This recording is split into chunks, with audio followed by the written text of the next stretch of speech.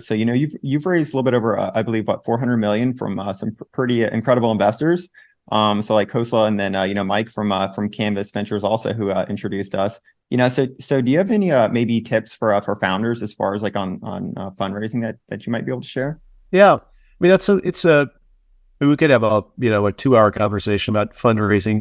I'll tell you that one of the things that I've learned is for as much as founders or as VCs like to be thought leaders and all that, there's a lot of there's a lot of following that goes on, and there's a lot of herd mentality.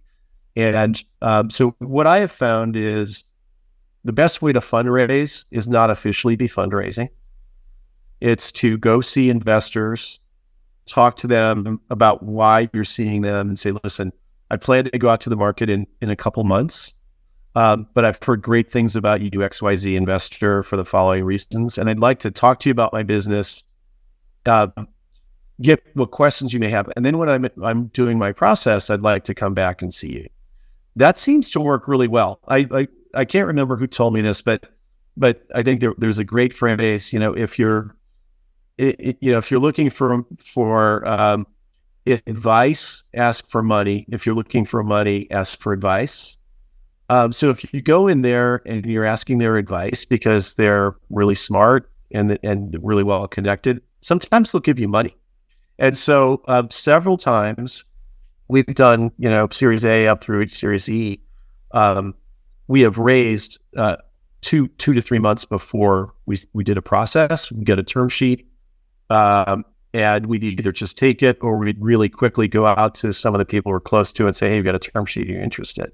Because the opposite is, if you say, hey, I'm starting a process on June 1st and I want to be buttoned up by July 15th, and you're sitting there at July 7th and you don't have a term sheet, and people know you've been in the market for 5 weeks, they're saying, okay, well, what's wrong? And so then what you'll find is they're going to say, well, who all have you talked to?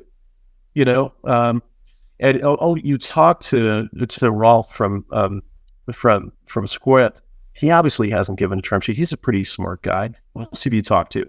And then, so it's these deals that feel like they've been in the market for a while. It's really hard. So there's an art to that, and it really does work. And so if you can delay an official start to a fundraise and make people feel special that they're early in the process, and no one, I can tell you right now, if they like the business, they don't want to be part of a process. The process, they don't want to be in with 10 or 20 other VCs. They want to do something preemptively. And if they think they can do that and they're getting ahead of them and it's not been shopped, that's the best way I have found to get a term sheet. And then once you get a term sheet, everyone wants to give you a term sheet.